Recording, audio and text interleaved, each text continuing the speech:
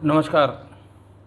कल मैंने आपको बताया था कि एक ऐसा गैंग जो अपने टारगेट को स्टेशन, बस अड्डे या रास्ते में कहीं ढाबे से अपने सवारी के रूप में बिठा के रास्ते में उसको मार के उसका गला घोंट के मार देते थे, या गला घोंटने के बाद जब वो बेहोश हो जाए उसको फेंक देते थे, उसका सारा सामान लूट लेते थे। ऐसे ही दो व्यक्तियों की डेड बॉडी बाराबंकी में मिली थी 1 जनवरी 2004 को। इसी बीच में 2005 में मैं वहाँ से चला गया एसटीएफ, और पश्चिमी उत्तर प्रदेश में एक के बाद एक घटनाएं होने लगीं जो रोड साइड में डेड बॉडीज़ मिलने लगीं। सारी पुलिस परेशान थी, पता नहीं लग रहा था आखिर कौन ऐसा कर रहा है। जो जिंदा बच गए थे उनमें से कुछ लोगों ने उनका हुलिया, बोली, भाषा और गाड़ी का नंबर, इन सब चीज़ों के बारे में जानकारी दी, और धीरे धीरे इस गैंग के बारे में पता करना शुरू हो गया। मैंने ये भी बताया था कि इस गैंग के बारे में हल्की फुल्की जानकारी हो गई थी कि बस्ती या बहराइच के आसपास का गैंग है।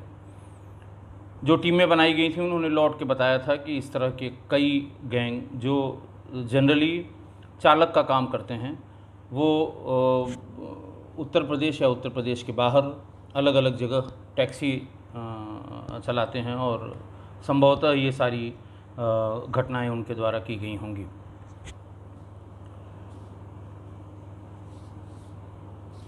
मैं पहले आपको 2006 के बाद की कुछ घटनाओं के बारे में बताऊंगा।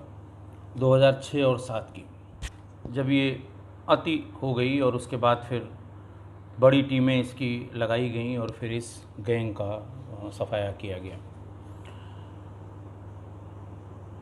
एक इनमें से गैंग मेंबर सिराज उर्फ राजा, ये कांदीवली पुलिस स्टेशन मुंबई में पकड़ा गया, जहां उसने बहुत ढेर सारी घटनाओं के बारे में तिथिवार, डेटवार पुलिस वालों को बताया गया, और वहाँ के डीसीपी ने ये सारी घटनाओं को उत्तर प्रदेश में खासकर एसएसपी मेरठ को ये शेयर किया कि ये देखा जाए। उसने उसमें इस पूरे गैंग का नाम खुला था, और तभी ये गैंग लोगों के प्रकाश में आया। हालांकि बहुत ज़्यादा इसके बारे में जानकारी न हो पाने के कारण तुरंत इस गैंग का सफाया नहीं किया गया। एक बात ये स्पष्ट हो गई कि ये सलीम चिकवा नाम का बदमाश है, जो बेसिकली बहराइच का रहने वाला है। ये वो और एक साथ में और सेपरेट गैंग चला रहा था, सलारू, वो भी वहीं का रहने वाला है।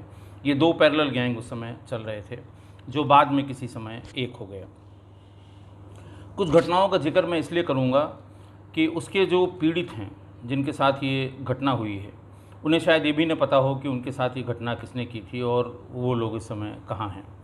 क्योंकि ज़्यादातर केसेस में जिनको इन्होंने लूट के और गाड़ी से फेंक दिया, उनकी मृत्यु हो गई। जो बचे वो अपना मुकदमा वहाँ लिखा सके। फिर मैं उस घटना का भी जिक्र करूँगा जिस घटना के बाद ये गैंग परसू किया गया और लिक्विडेट किया गया।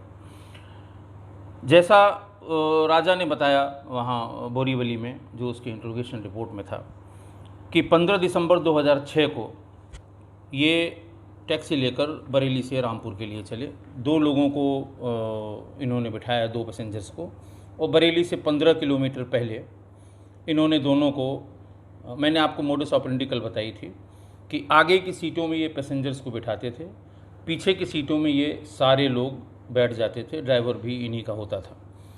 4, 6, 10, 15 किलोमीटर जाने के बाद सुनसान जगह देखकर, और ये पीछे मफलर से या गौछे से या किसी रस्सी से उन दोनों पर अचानक उनके गर्दन पे वार करके उससे उसका गर्दन कस देते थे। तो उस समय वो बेहोश हो जाता था या मर जाता था।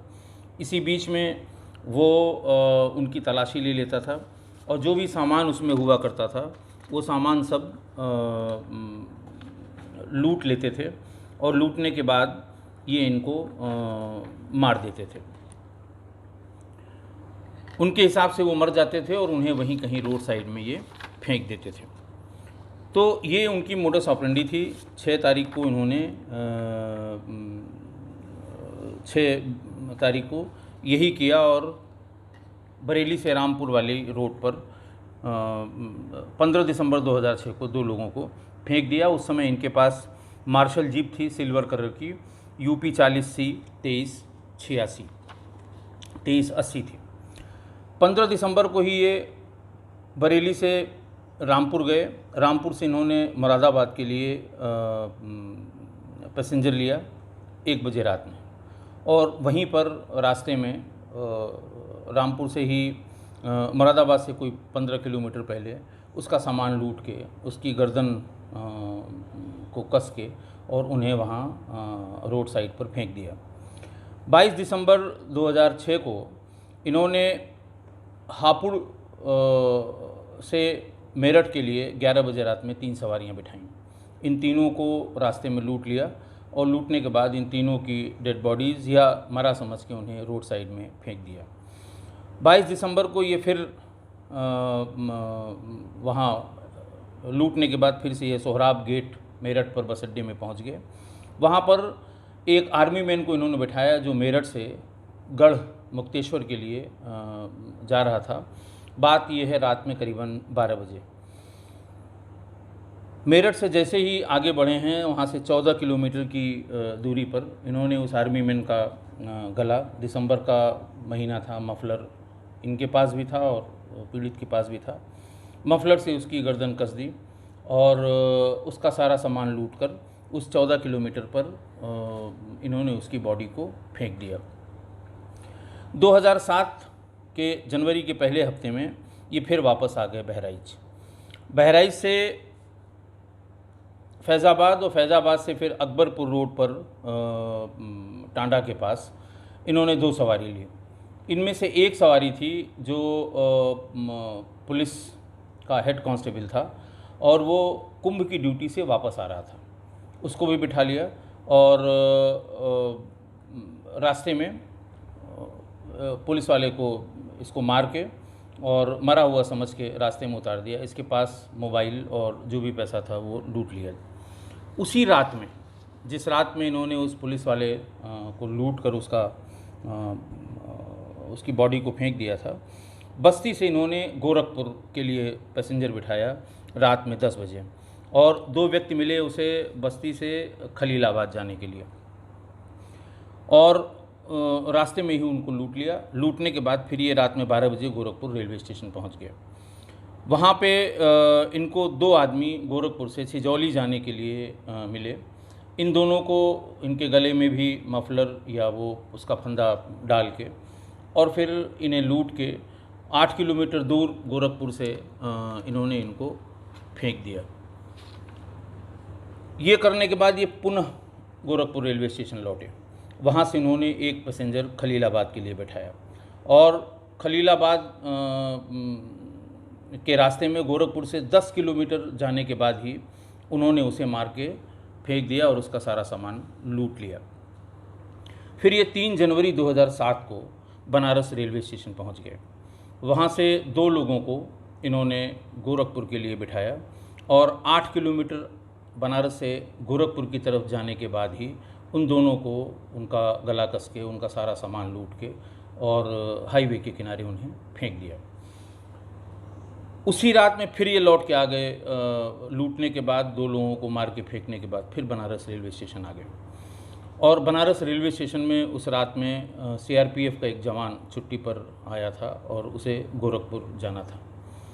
ये बाहर आवाज़ लगाते हैं और एक आदमी मैक्सिमम 2 आदमी, और कभी कभी बहुत जिद की किसी ने कोई साथ वाला हो तो 3 आदमी बिठाते हैं, इससे अधिक वो बिठाते नहीं हैं क्योंकि ऑलरेडी इनकी गाड़ी में उस समय 6 आदमी बैठे होते हैं। इस CRPF के जवान को 30 किलोमीटर बनारस से गोरखपुर की तरफ जाने के बाद इसकी भी गला घोंट कर हत्या कर दी। पीछे से इसको आगे बिठाते हैं अपने टारगेट को और पीछे से जब उसे हल्की सी झपकी आने लगती है या थोड़ा वो अनमना सा होता है, अचानक पीछे से उस गर्दन में मफलर, अंगोछा या कोई चीज़ डाल के उसके गले को कस देते हैं। थोड़ी देर में जब वो निढाल हो जाता है तो उनमें से एक आदमी उन सब की अच्छी से तलाशी लेके और फिर उन्हें रास्ते में कहीं पर रास्ते में गिरा देता है। इस सीआरपीएफ जवान को की मृत्यु हो गई थी। फिर फरवरी के पहले महीने में ये बहराइच से लखीमपुर खीरी के लिए इन्होंने 2 सवारी लखीमपुर स्क्वायर से 3 सवारियाँ इन्होंने उठाईं। इनमें से एक सिख था, एक पीएसी का जवान था, पीएसी के सब इंस्पेक्टर थे, और तीसरा एक सिविलियन था। वहाँ से इन्होंने ये करीबन 8 बजे उठाया और थोड़ी दूर आगे जाने के बाद ही सिख जो आदमी था और जो सिविलियन था, इन दोनों को लूट लिया। पीएसी के जवान के पास, पीएसी के उस अधिकारी के पास उसकी रिवॉल्वर भी थी। उसके रिवॉल्वर को नहीं लिया, उसके 14 राउंड जो कारतूस थे वो इन्होंने ले लिए। जेब में सबके, तीनों लोगों के जितने भी पैसे थे और जो भी मोबाइल था, जो भी घड़ी और जो भी चीज़ें थी, वो सब लूट के इन्हें वहीं फेंक दिया। इनमें से 2 व्यक्तियों की मृत्यु हो गई थी। ये वहीं से चूँकि लखीमपुर से इन्होंने उठाया था, वहीं से ये चले आए रात में। ये 8 बजे की बात है और ये चले आए रात में 10 बजे सीतापुर से शाहजहांपुर के लिए इन्होंने 3 सवारी उठाई। ये उसी दिन की बात है, फर्स्ट वीक ऑफ फरवरी में। सीतापुर से शाहजहांपुर के लिए 3 आदमी उठाए और रास्ते में तीनों की गर्दन कस के बेहोशी की हालत में, ये लोग हमेशा इन आदमियों को मरा हुआ समझ के और लूटने के बाद चलती हुई गाड़ी से दरवाज़ा खोल के इन्हें फेंक दिया करते थे। इन तीनों को उन्होंने सीतापुर से शाहजहांपुर वाली रोड पर फेंक दिया। 8 फरवरी 2007 को ये शाहजहांपुर से इन्होंने बरेली के लिए रात में 9 बजे 2 पैसेंजर उठाए और उस समय इनके पास 2 पैसेंजर उठाए, उन दोनों का भी गला कस के और उनका सामान लूट के उन्हें फेंक दिया। लेकिन उनमें से एक व्यक्ति बाद में जीवित बच गया और उसने मुकदमा लिखाया। गोल्डन कलर की इनकी महिंद्रा मैक्स थी जिसका नंबर था UP 41T 2413। फिर ये 9 जनवरी 2007 को वहीं से बुलंदशहर चले गए। 8 बजे शाम को इन्होंने 2 सवारियां उठाईं। वहाँ पर कहलाम चौराहा करके है, वहाँ से मेरठ के लिए, और रास्ते में उन्हें दोनों पैसेंजर्स को लूट के उन्हें छोड़ दिया। आम चौराहा है बुलंदशहर में, वहाँ से रात में 10:30 बजे इन्होंने एक लेडी पैसेंजर को बिठाया। ये लेडी पैसेंजर करीब 27-28 वर्ष की थी और पिंक और येलो कलर की छापेदार साड़ी पहनी हुई थी। इसने वहाँ से मेरठ जाने के लिए टैक्सी की थी, लेकिन मेरठ रोड पे मेरठ न जाके इन्होंने सिकंदरा की तरफ अपनी टैक्सी मोड़ ली और उसका सारा सामान लूट के इन सभी 6 लोगों ने इसके साथ सामूहिक बलात्कार किया और सिकंदरा से 12 किलोमीटर पहले इसे फेंक दिया। 11 फरवरी 2007 को अलीगढ़ से एक पैसेंजर इन्होंने अलीगढ़ बस स्टैंड से बिठाया बुलंदशहर के लिए।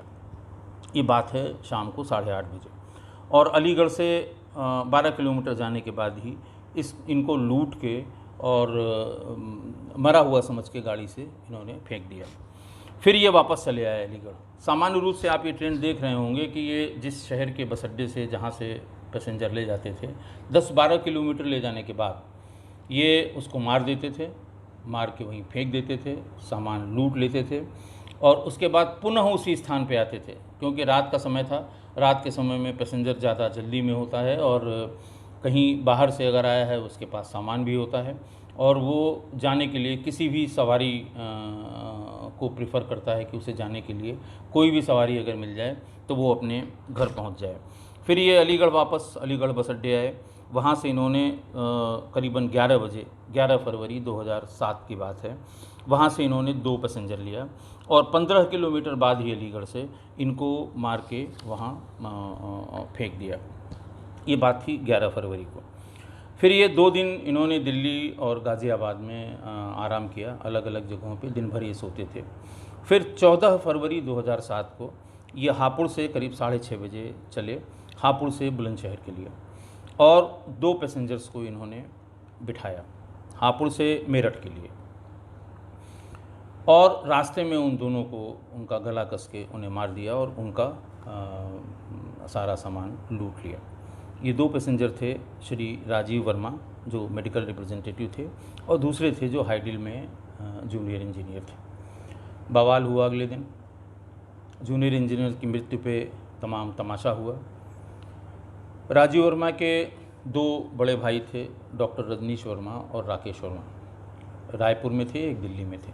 रायपुर से राकेश वर्मा जी आ गए मेरठ, दुखी थे और बहुत ही एजिटेटेड थे।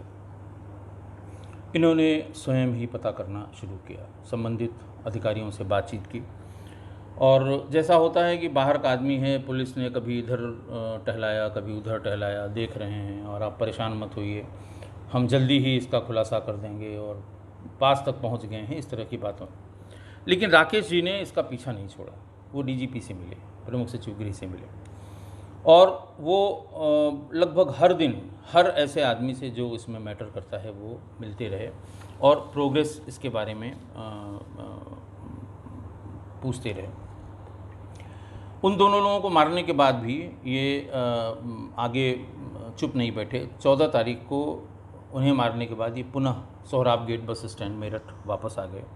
वहाँ से उन्होंने एक पैसेंजर उठाया और उसे मारने के बाद जो बुलंदशहर रोड पर टूटा पुल है उसके पास उसकी बॉडी को फेंक दिया। राकेश वर्मा जी इसको परसू करते रहे। विक्रम सिंह साहब ने इसमें एसटीएफ के जो संबंधित अधिकारी थे आनंद देव को लगाया।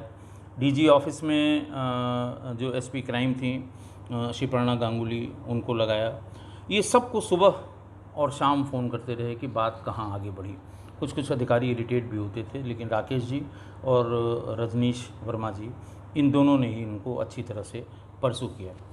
धीरे धीरे बातें इस गैंग के बारे में और डिटेल पता लगती रहीं, और फिर इसी बीच में इसकी एक्टिविटी कहाँ कौन कौन से इन्होंने घटनाएं की हैं पूरे उत्तर प्रदेश से इकट्ठा की गई, और ये पूरा गैंग रजिस्टर किया गया। ये gang inter state gang 259 district Bahraich से रजिस्टर्ड किया गया।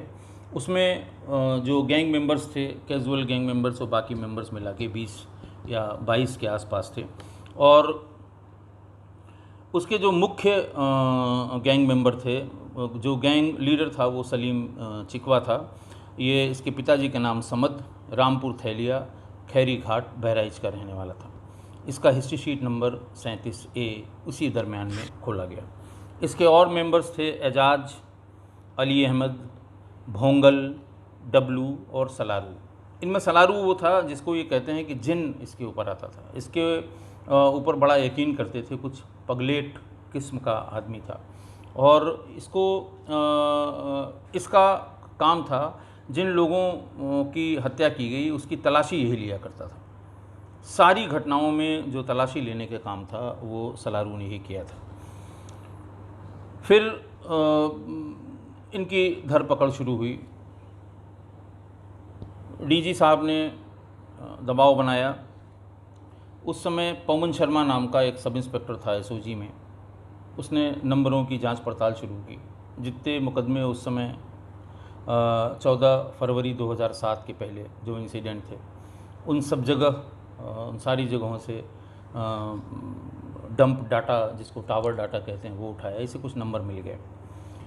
इस नंबरों की तलाश करते करते करते करते पूरी टीम पहुंच गई, और उसने उसमें से 3 व्यक्तियों को गिरफ़्तार किया। गिरफ़्तार होने वालों में सलीम भी थे। सलीम जो बदमाश था, जो गैंग लीडर था, ये भी था। इसके साथ 2 लोग और थे।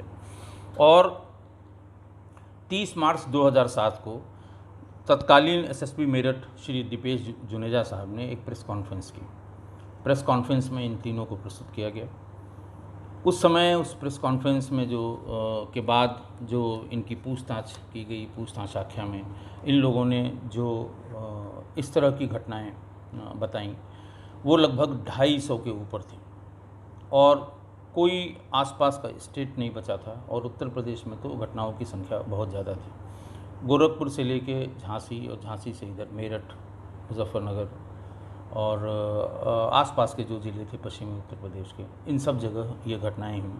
बहुत उस समय ये सनसनीखेज वारदात थी कि एक सीरियल किलर पकड़ा गया है जिसने लगभग 250 हत्याएं की हैं अपने गैंग के साथ,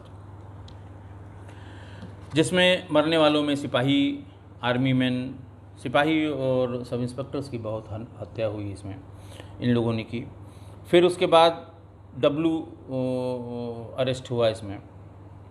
हालांकि उस समय इसके ऊपर केस बहुत नहीं खुला था। विकास त्रिपाठी जो इस समय एसपी हैं बनारस में, वो उस समय डिप्टी एसपी एसटीएफ में हुआ करते थे। दो लोगों ने इस पे बहुत काम किया फील्ड में, विकास त्रिपाठी और दूसरे अनंत देव ने।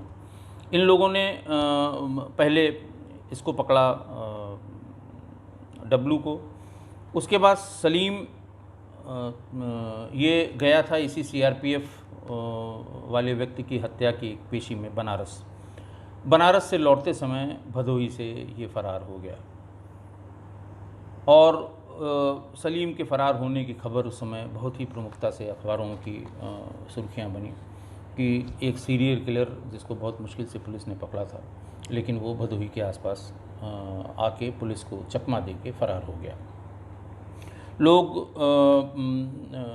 उसके पीछे लगे रहे। इसी बीच में फिर फ़ोन कॉल्स पर जब इनको परसू किया जा रहा था तो ये पता लगा कि इन गैंग मेंबर्स में जब ये अपने नंबर बदल दिया करते हैं और ज़्यादातर ऑपरेशन के समय मोबाइल का इस्तेमाल नहीं करते हैं। लेकिन चूँकि तीन टीमें इसमें लगी हुई थी एसटीएफ की, तो इनके परिजनों का, इनकी पत्नियों का, भाइयों का, घर में जो रहते हैं इनके बाप चाचा, उन सब के नंबर लगाए गए और डेडिकेटेड टीम लगा के उसको सुनवाया गया।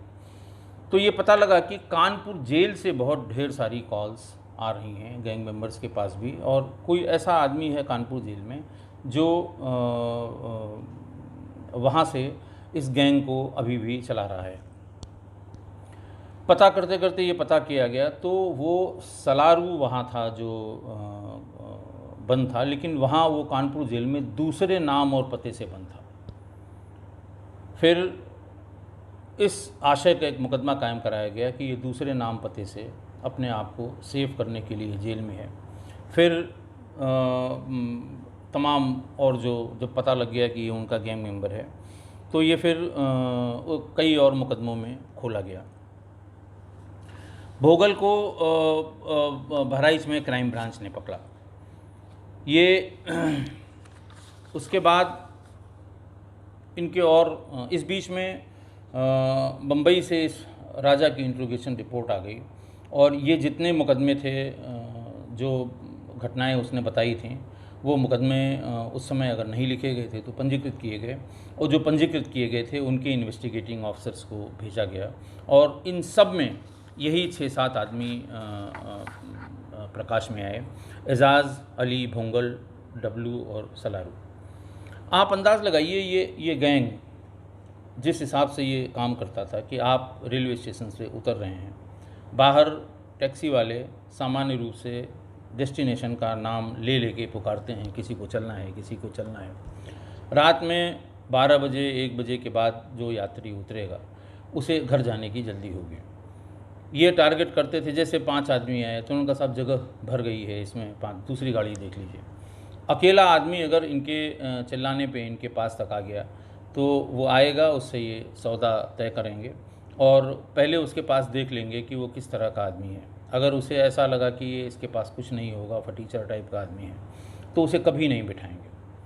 और अगर एक महिला के बारे में तो चूँकि उसके इंट्रोगेशन रिपोर्ट में है, मैं ये सारी डिटेल डेट वाइज इसलिए मैंने बताई है कि अगर उस घटना के पीड़ित आज भी हों तो उन्हें ये जानकारी हो जाए कि वो किस गैंग ने किया था और उस गैंग का फिर बाद में क्या हश्र हुआ। मैंने पहले ही बता दिया था, इसीलिए एग्जैक्ट कि वो कितने किलोमीटर पर अपनी टैक्सी में बैठने के बाद कितने किलोमीटर पर उन्हें फेंका गया था, और नेचुरली अगले दिन या घंटे 2 घंटे 4 घंटे बाद जब वो नोटिस हुए होंगे या जब उनको होश आया होगा तब पुलिस आई होगी, तब उनका मुकदमा लिखा गया होगा, या जिनकी डेथ हो गई होगी उनके परिजनों को कई दिन बाद ये पता लगा होगा कि उनके किसी परिजन के साथ इस तरह का हादसा हुआ है। उसके बाद ये नेपाल भाग गया। वहाँ से भदोही से पुलिस की कस्टडी से भागने के बाद ये नेपाल भाग गया। पुलिस बहुत परेशान हुई। इस बीच में इनका राकेश वर्मा जी और रजनीश जी, इनका बहुत दबाव भी रहा। ये रोज़ उसको परसू करते थे और मैं भी तब तक एसटीएफ में अपना पूरा करके एसपी सिटी मेरठ हो गया था। चूँकि घटना मेरठ की थी तो मेरे संपर्क में भी ये दोनों भाई है। राकेश लगभग हर दिन फ़ोन किया करते थे कि अब आगे क्या हुआ, अब क्या पता लगा, कौन देख रहा है, कितने नंबर मिले, नंबर से क्या पता लगा। जानकारी उन्होंने सारी जानकारी इकट्ठा कर रखी थी। जो जिससे बात करते थे उनसे जो बात होती थी वो इकट्ठा करके रखते थे, लेकिन सलीम का पता नहीं लग रहा था। फिर बाद में एक टीम नेपाल में भी जाके उसने पता करने की कोशिश की। बहराइच में इसके पैतृक गांव में जाके पता करने की कोशिश की। वहाँ भी यही पता लगा कि ये अपना पूरा परिवार पत्नी बच्चों को लेके ये नेपाल में शिफ्ट हो गया है। इसके घर वाले कोई इस समय नहीं है। खैर, लिखा पढ़ी मजबूत की गई। गैंग के अलग अलग मेंबर्स पे कार्रवाई करनी शुरू हुई। सबकी हिस्ट्री शीट खोली गई। सलीम की हिस्ट्री शीट नंबर 37 ये मैंने बताई। अली अहमद की हिस्ट्री शीट थी 6A।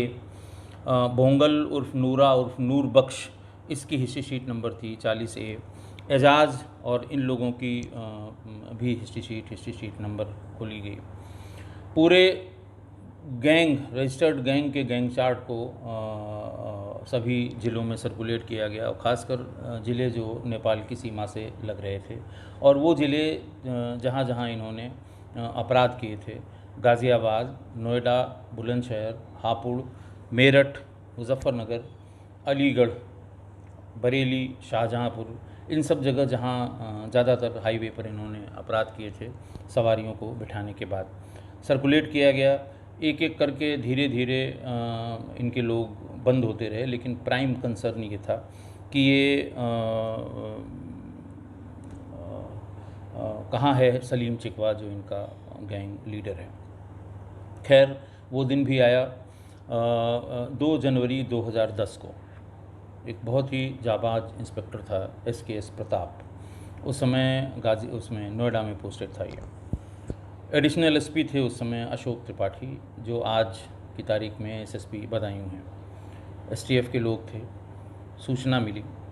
ये बहुत दिन तक नेपाल में रुकने के बाद वहाँ से ये फिर चला कि अब ये काम छोड़ के कुछ बड़ा काम हम करेंगे। जैसे ही ये पता लगा कि इसकी मूवमेंट उधर से हुई है, बहराइच में पूरी फोर्स ने घेरा, नहीं मिला। कानपुर में पूरी फोर्स ने घेरा, नहीं मिला। लेकिन इन लोगों ने इसकी घेराबंदी की। विकास त्रिपाठी भी जो जहाँ जहाँ मूवमेंट मिलती थी STF को, वो कम्युनिकेट किया करते थे। ऐसा ही एक कम्युनिकेशन 2 जनवरी 2010 को SP सिटी नोएडा को मिला, अशोक त्रिपाठी को। और फिर एक मुठभेड़ में, काफ़ी चेज़ के बाद एक मुठभेड़ में सलीम चिकवा को मार गिराया गया नोएडा में। उस समय सलीम चिकवा के पास से वैगनार गाड़ी और AK-47 Russian Kalashnikov rifle AK-47 ये बरामद की गई और पुलिस ने उसको मार गिराया। उसके बाद इनको अली अहमद और उसके साथ एजाज़, इन दोनों को जो उस समय के एडिशनल SP थे आनंद देव, उन्होंने बाराबंकी में एक मुठभेड़ में मार गिराया। इस तरह से जो इनके 3-4 बड़े ऑपरेटर्स थे इस गैंग में, उनके मुखिया को इंक्लूड करते हुए ये सभी मुठभेड़ में मारे गए। बाकी जो और गैंग मेंबर्स थे वो सब, इन सभी अपराधों में उनके खिलाफ़ चार्जशीट सबमिट की गई और ज़्यादातर अभी जेल में हैं। कुछ ज़रूर जमानत में बाहर आ गए हैं। थोड़ी सी दिक्कतें विवेचना की हैं। आप जैसा जानते हैं कि जब कुछ नहीं पता लगता है तो हत्या का अपराध किसी ज़िले में या किसी सर्किल में या किसी थाने में जब पेंडिंग होता है तो IO या संबंधित थाना प्रभारी ये कोशिश करते हैं कि या तो जल्दी से खुल जाए, कोई मर्डर अगर खुला हुआ है तो उसमें शामिल कर दिया जाए, या फिर FIR लगा दी जाए फाइनल रिपोर्ट कि अगर फिर कभी खुला तो हम इसमें आगे की विवेचना प्रचलित कर देंगे।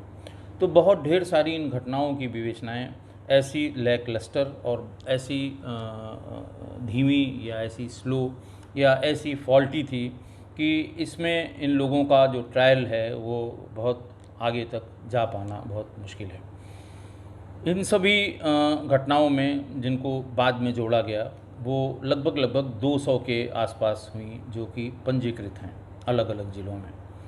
अगर जैसा ये जो पकड़े गए मेंबर्स हैं उनके इंट्रोगेशन में भी उन्हें नाम किसी का याद नहीं है, नाम का मतलब उन्हें जगह बहुत ज़्यादा याद नहीं है, लेकिन डेट वाइज अगर पूछा गया तो ये लगभग 200 से 250 के बीच में लोगों को, ऐसे लोगों को जो एक जगह से आके अपने गंतव्य जाना चाहते थे, रास्ते में ही लूट भी गए और मारे भी गए। बहुत बड़े गैंग का ये एसटीएफ के सिर ये सेहरा बंधा कि एक ऐसे बड़े गैंग का जिसने बहुत से इनोसेंट लोगों की जान ली थी, उनका सफाया किया। अब बाराबंकी की और एक दो घटनाएं होंगी, उसका मैं अगले एपिसोड में जिक्र करूंगा। और उसके बाद फिर मेरी पोस्टिंग बाराबंकी से एसटीएफ के लिए हो गई। एसटीएफ में उस समय काफ़ी काम हुआ और उनका भी मैं सिलसिलेवार आपके सामने जिक्र करूंगा। एक बात और मैं आपको बता दूं कि वैसे तो अब वर्तमान में ये घटनाएं बहुत कम हो गई हैं, लेकिन ऐसा नहीं है कि बंद हो गई हैं। यदा कदा अब भी इस बीच में मैं जहाँ जहाँ जिन जिन ज़िलों में एसएसपी रहा हूँ, वहाँ पर इस तरह से अज्ञात लाशें सड़क के किनारे पाई गई हैं और हमें नहीं लगता कि अभी तक वो अपने जो डेस्टिनेशन तक वो विवेचना पहुँच पाई होगी। तो बहुत सावधानी की आवश्यकता है। अगर आप किसी टैक्सी को कर रहे हैं, अब आपके पास मोबाइल फ़ोन है, टैक्सी का नंबर आगे से पीछे से, टैक्सी के ड्राइवर की फ़ोटो मौके पर ही खींच के अपने परिजन को भेज दें। कहाँ खड़ी हुई थी ये भी देख लें और आसपास चेक कर लें अगर कोई सीसीटीवी है। तो ऐसे में जब ड्राइवर को, या सपोज़ करिए वो गैंग भीतर ही है, उसे जब पता लग जाएगा कि इसने फ़ोटो और गाड़ी का नंबर ये सब भेज दिया है, तो उन्हें, उनके मन में थोड़ा सा भय होगा और इसको करने में उन्हें हिचक होगी। कोशिश ये करें कि अगर आप 1 या 2 या 3 आदमी हैं तो किसी इस तरह के प्राइवेट वाहन से जाना अवॉइड करें, खासकर रात के समय में। आपको परिवहन निगम की बसें उपलब्ध मिलेंगी या जो सर्टिफाइड जो टैक्सीज़ हैं वो आपको मिलेंगी। अब तो कोई ऐसा रेलवे स्टेशन नहीं है जहाँ पर टैक्सी उपलब्ध किए जाने संबंधी स्टॉल नहीं लगा होता। आप वहाँ संपर्क कर लें और वहाँ से पूछ लें, ड्राइवर का नंबर पूछ लें, गाड़ी वो बुलवा देंगे, गाड़ी से आपको कहाँ तक जाना है अपने आप को रजिस्टर करा दें, ताकि आप इस तरह की आकस्मिक दुर्घटना से बचे रहें। कृपया सावधानी पूरी रखें। ये अपराध करने वाले एक गैंग तो ख़त्म हो गया, लेकिन ये अपराधी रक्त बीज की तरह फिर कुकुरमुत्तों की तरह फिर से आते रहते हैं और अपनी छोटी सी अपने मकसद को पूरा करने के लिए किसी इनोसेंट आदमी की जान लेने में उनको ज़रा सा भी देर नहीं लगती है। एक बात और मैं बता दूं कि इन सारे मुकदमों में जिनमें ये शामिल रहे हैं, करीब 100 के आसपास मुकदमे हैं सारे गैंगस्टर्स के मिला के। एसटीएफ ने जब इनके सारे की एफआईआर इकट्ठा की तो बहुत छोटा अमाउंट, किसी से इन्होंने 10,000 रुपये, 15,000 रुपये, किसी के पास 3,000 रुपये, किसी के पास 2,000 रुपये ये लूटा। इसकी एक घड़ी ली, अगर उसके पास चेन या अंगूठी है तो वो ली, और उनका मोबाइल छीन लिया। यानी कुल जमा पूंजी 20-25 हज़ार के लिए उस गरीब आदमी की, उस बेचारे की, उस इनोसेंट आदमी की जिसकी कोई गलती नहीं है, उसकी जान चली गई। तो ये इनको बहुत छोटे से अमाउंट के लिए ये किसी भी स्तर तक जा सकते हैं। तो कृपा करके पूरी सावधानी रखें। और पुलिस अधिकारी जो अगर इस तरह के मौके पर जाते हैं तो सबसे पहले इसका पता करें कि वो व्यक्ति, उसके परिजनों से संपर्क हो जाए। अगर पहचान में आए, पहले तो पहचान के लिए सारा प्रयास करें कि उस डेड बॉडी की पहचान हो जाए। पहचान होने के बाद उनके परिजनों से ये ज़रूर पूछा जाए कि वो किस साधन से कहाँ तक गए थे। उनको फिर उसके बाद आगे पहुंचने के लिए किस तरह का साधन उपलब्ध था। अगर ये पता लग जाए तो कि वो उन्होंने ज़रूर कोई टैक्सी या कोई वाहन लिया होगा, तो आज की तारीख में सारी सीसीटीवी बहुत अच्छी तरह से, सारी रेलवे स्टेशन सीसीटीवी से अच्छी तरह से कवर्ड हैं, आच्छादित हैं। वहाँ पर इस गाड़ी या इस तरह की गाड़ी या जो पीड़ित व्यक्ति है या जिसकी जान चली गई है उसकी फ़ोटोग्राफ से पहचानने की कोशिश करें। मुझे पूरी उम्मीद है कि आप सही गैंग तक, सही अपराधी तक ज़रूर पहुँच जाएंगे। बहुत बहुत धन्यवाद।